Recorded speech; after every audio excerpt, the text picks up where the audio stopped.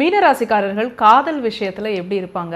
காதல் விஷயத்துல இவங்களை நம்ம எப்படி டீல் பண்றது சார்? பொதுவாங்க மீனராசிக்காரர்கள் காதல் அப்படின்னு எடுத்துக்கிட்டோம்னா வெறும் லவர்ஸ் மட்டும் கிடையாதுல்ல. அது குடும்பம், அவர்களுடைய குழந்தைகள், அவங்களுடைய சுற்றத்தார், உறவினர்கள் எல்லா விஷயத்துலையுமே ஒரு வித்தியாசமான மனநிலை கொண்டவர்கள்.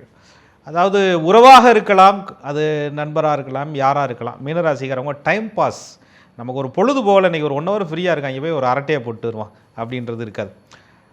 ரொம்ப நாளாக அவங்கள பார்க்கல, அவங்க என்ன செய்கிறாங்கன்னு தெரியலையே அப்படின்ற ஒரு அர்ப்பணிப்பு உணர்வு அதை குரு இயற்கையிலே கொடுத்துறார், தியாகத்தை கொடுக்குறார். ஒரு உள்ளுணர்வாக ஒரு ஆத்மார்த்தமாக ஒருத்தரை சந்திக்கணும் அப்படின்றது அவங்களுடைய ஒரு மனநிலை. அப்படின்னா தனக்கு ரொம்ப பிடிச்ச காதல்னால் தனக்கு மிகவும் உரித்தான ஒரு விஷயத்தை மீனராசிக்காரர்கள் நேசிக்கும் பொழுது, அது நபராக இருக்கலாம், ஒரு உயிராக வளர்க்கக்கூடிய ஜீவராசிகளாக கூட இருக்கலாம். டைம் பாஸ் அன்பு அப்படிங்கிறது மீனராசிக்காரர்களுக்கு பிடிக்காது. இன்றைக்கி வரை இது, நாளைக்கு நமக்கு வேற அப்படின்ற மாதிரிலாம் அவங்கள்ட்ட இருக்காது. சிலர் காதல்னு நினைப்பாங்க, ஆனால் மீனம் அதுதான் கதின்னு நினைக்கும். நீங்கள் கடந்து போயிடலான்னு நினைப்பீங்க, கடக்க முடியாமல் மீனராசிக்காரர்கள் தவிப்பாங்க. கடந்து விடுவது எளிது அப்படின்னு எல்லாரும் நினைப்பாங்க, கடக்கவே முடியாதது கடினம் அப்படின்னு மீனராசிக்காரர்கள் நினைப்பாங்க. ஆக மீனராசியை பொறுத்தவரை ஒரு உள்வாங்கும் சக்தி அதிகம் உண்டு, அர்ப்பணிப்பு அதிகம் உண்டு, தியாகம் அதிகம் உண்டு, விட்டு கொடுப்பது அதிகம் உண்டு.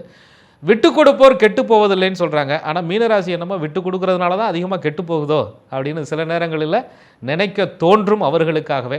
அதனால் மீனராசியை பொறுத்தவரைங்க காதல் விஷயத்துலையும் சரி, எந்த விஷயத்திலாக இருந்தாலும் சரி, அவர்கள் விட்டு கொடுக்கும்போது நீங்களும் விட்டு கொடுத்து பழக வேண்டும். அப்போ தான் மீனராசிக்காரங்களை அற்புதமாக டீல் பண்ண முடியும்.